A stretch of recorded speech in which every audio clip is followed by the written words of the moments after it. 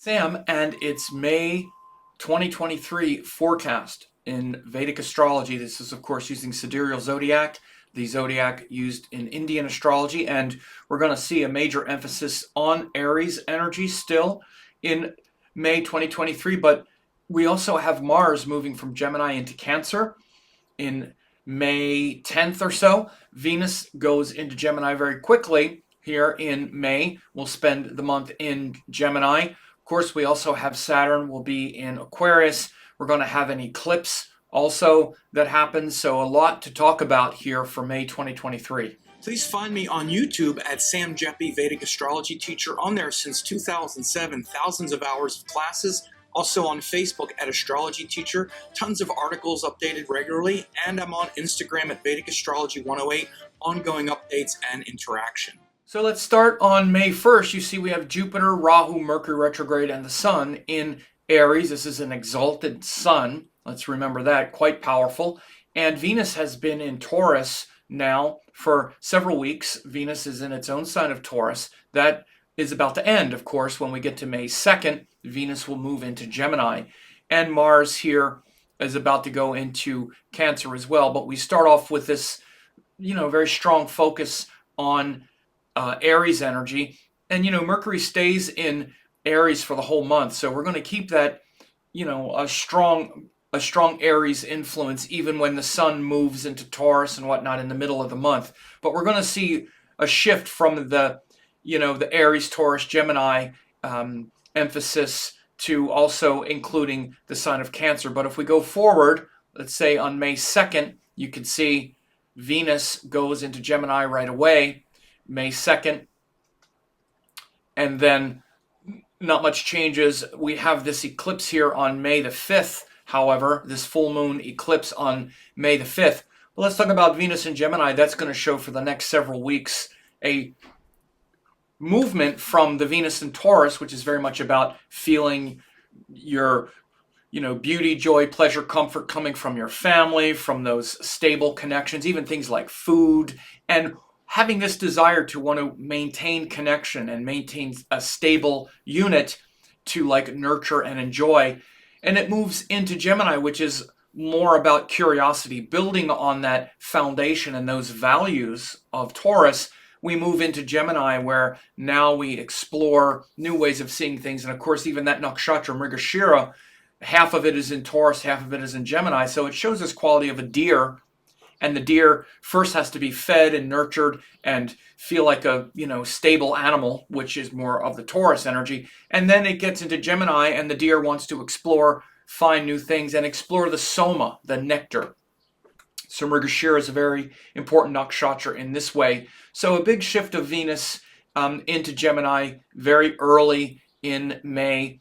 So you'll feel that, a lighter, more curious and experimental approach right away. And again, here on May 5th, we also have this lunar eclipse, rather. I have a full lunar eclipse video that I'm doing. And so that lunar eclipse in Libra is trying to harmonize the energy of Aries with this exalted Sun eclipsed in Aries. There's a lot of powerful individual. I'm speaking my truth. I'm following my vision. I'm following my purpose. But again, it can be kind of confused, particularly with retrograde Mercury. We can be getting the details a little sort of mixed up. We need to be careful.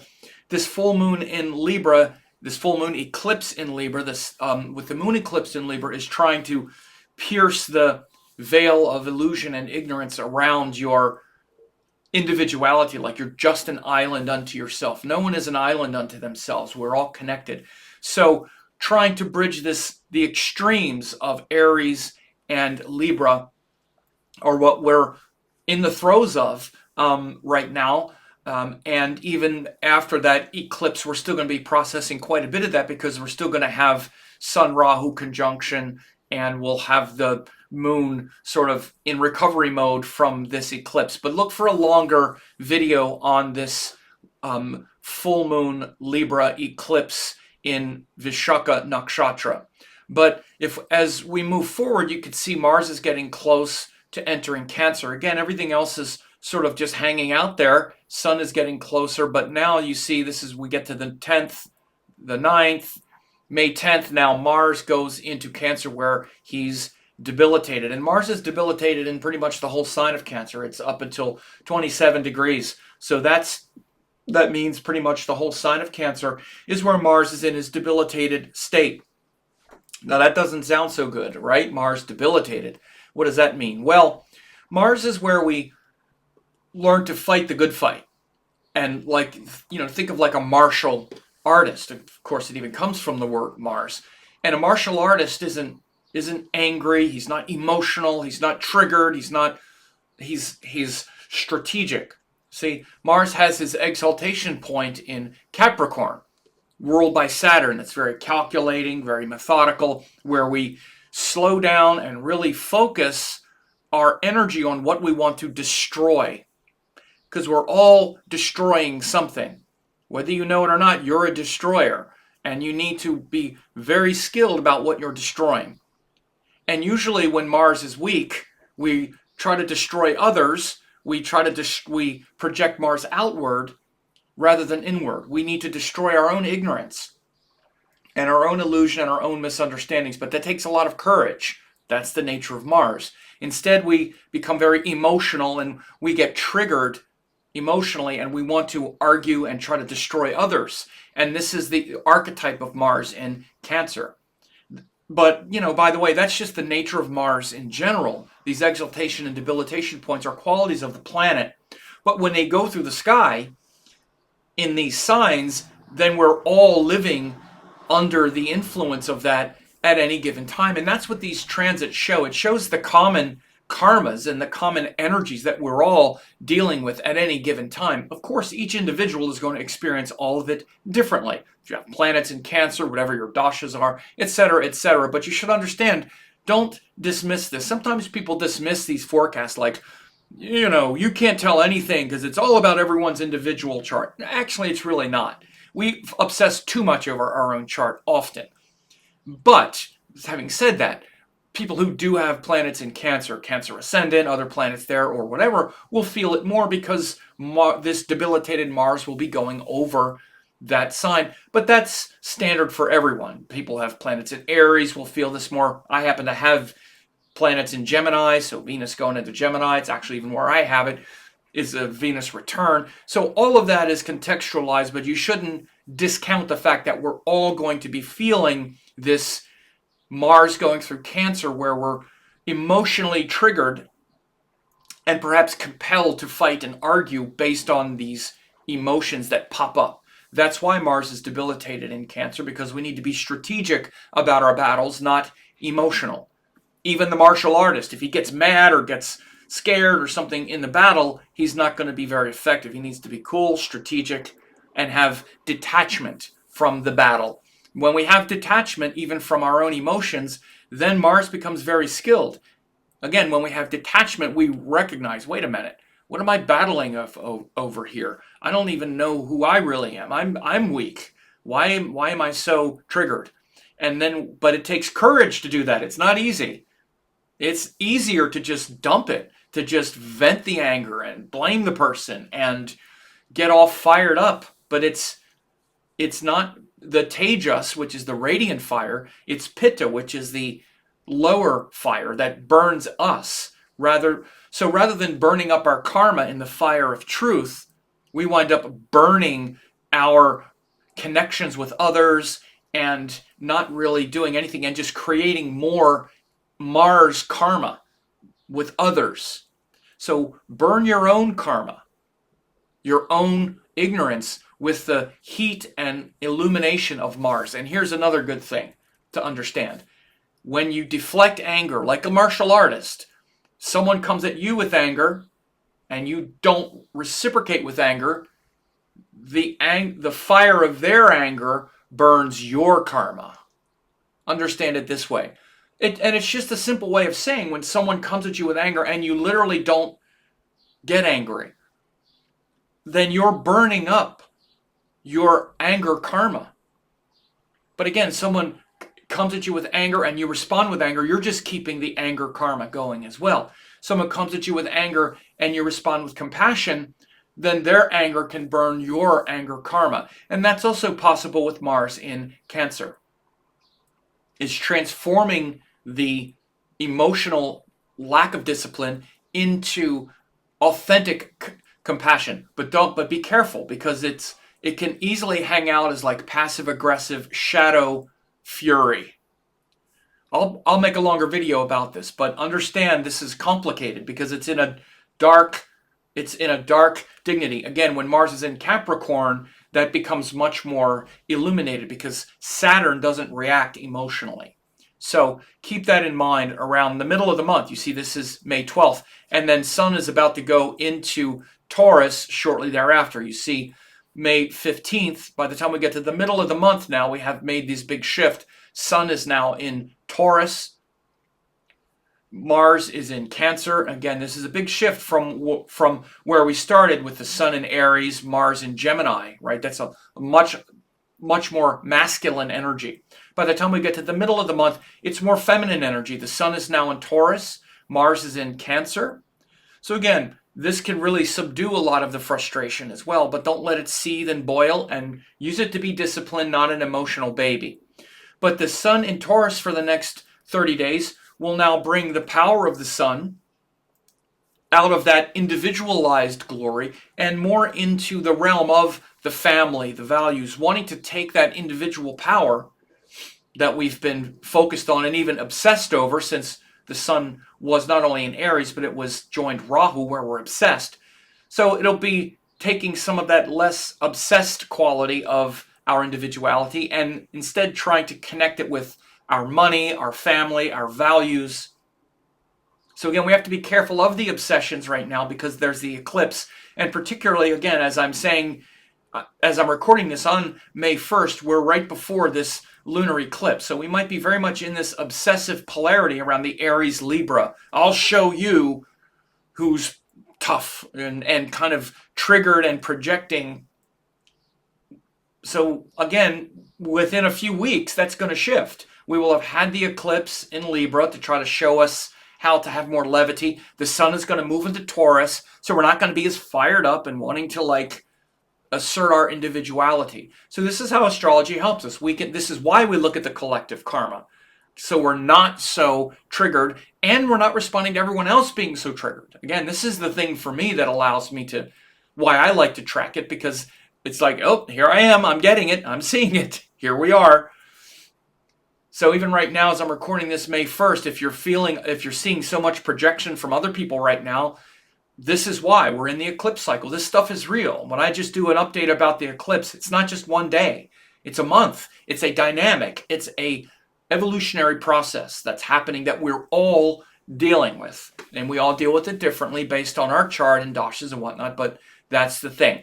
So look at the Sun for the next 30 days starting May 15th to be centering and focused on family, connections, solid, stable structures, maybe even having to rebuild them after we've kind of maybe blown a few things up here and there, right? And so we can do that. And then we have a new moon is going to happen on February 19th. Let me back these hours off a little bit. February 19th, I had this a little late. I'm sorry, May 19th. I can't believe these days. I can't believe we're in May already. But May 19th, we have the new moon, which is starting that Taurus cycle. So as you can see, big shift around the Taurus. By the middle of the month, Sun is gone into Taurus. Then we have the new moon in Taurus, which officially starts that 30-day cycle. And so then, again, as we can see, the planets will pretty much stay here for the rest of the month. Of course, the moon keeps going, but Mercury is going to be in Aries for the rest of the month. I'm pretty sure Venus is in Gemini for the rest of the month as well. You could see 26, 9, 30. Oh, right at the end. Yeah, I wasn't sure. Venus pops into Cancer at the end of the month and starts to get close to Mars, as you can see. May 30th, Venus goes into Cancer and joins Mars, and this will be a big feature for the next several months. Venus and Mars are going to be dancing back and forth. Venus is going to get close to Mars, it's going to pass Mars, then it's going to go retrograde, but that'll be for future months, but you could see for the most part Venus is in Gemini for May, and again that brings more lightheartedness, more variety, maybe has you really questioning your connections. Certainly will have you looking at how able you are to communicate with your partners, how flexible you feel like they are or you feel you are. Um, but then by the end of the month, Venus goes into Cancer, May 30th, where it's going to be joined Mars, and she closes the gap pretty quickly on Mars and winds up having a close conjunction for a while um, by the end of May. So again, notice these shifts where we start at the beginning of the month with all this Aries energy. We're still in the Aries eclipse at the beginning of the month. Let me just go back and run over it again. At the beginning of the month, we're here, and again, I'm making this video literally on May 1st. I meant to do it over the weekend, but I got busy. But so May 1st, we have literally all of this Aries energy. We still have Mars in Gemini, Venus in Taurus. By the 2nd, Venus goes into Gemini. But again, we're still mainly grappling with this eclipse for the first week or so. Even, this is May 5th, May 6th, even like we're just getting past this eclipse.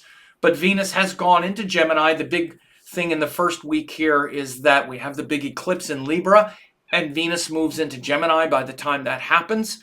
So again, more levity, more intelligence, and more discrimination. Communicate about some things if you feel like you've gotten out of balance and out of whack here. Venus moving into Gemini at the beginning of May will allow and will have you wanting to communicate and even maybe apologize or say, hey, sorry, I got a little sideways about that. And again, more lighthearted and less entrenched. Venus and Taurus can be a little bit entrenched, you might say, not in Gemini at all. So that first part of the month will be really dominated by that. And then as I said, by the time we get to 9th or 10th, now Mars has gone into Cancer, which again shows that emotional reaction to feeling insulted or, our discipline. We could be too emotional about the struggles. Then we get the Sun. We start to shift into Taurus, May 15th. And then shortly thereafter, Sun Moon starts officially that Taurus cycle, that 30-day new moon cycle of Taurus on May 19th. Planets pretty much stay there with that prevailing energy until we get to like May 30th. Then Venus leaves Gemini and that playful communicative place and goes into Cancer, which is also more emotionally connected, more nurturing around family, a bit more sensitive, a bit more emotional. Again, Venus in Cancer also has quite a bit of this emotional sentimentality. And Venus is really about keeping it light in a better sense, more about beauty that's transcendent, not so emotionally connected to the things that, especially other people and our relationships and whatnot. Again, when Venus is in Cancer, we can get our feelings hurt also pretty easily. Oh, I did this for you and you didn't do it back, and I'm hurt. And we can get our feelings hurt easily. Be aware of that. But again, I'll do a larger assessment of Venus in Cancer as we get into that, and particularly as it gets closer to Mars. And then we have Venus-Mars. We have Venus retrograde and whatnot coming up. So be on the lookout for that and a lot more. For a limited time, I'm offering 10 hours of masterclasses, Yoga and Vedic Astrology, Quantum Vedic Astrology, and Spiritual Astrology Masterclass. These are 3 great courses that will really help you a lot. Now, in case you don't know who I am, I taught the AstroVed certification course of Dattatreya Shiva Baba in 2010. Ravi Shankar published my book in 2018. I've been around for decades. I've been teaching these great classes, and if you go to VedicAstrologyEssentials.com, you can get this 90% off discount of these 3 great classes, more than 10 hours, guaranteed value. You can check this out. These 3 classes will give you all the necessary tools to begin to learn Vedic astrology. Please find me on YouTube at Sam Jeppy, Vedic Astrology Teacher. On there since 2007, thousands of hours of classes. Also on Facebook at Astrology Teacher, tons of articles updated regularly, and I'm on Instagram at Vedic Astrology 108, ongoing updates and interaction.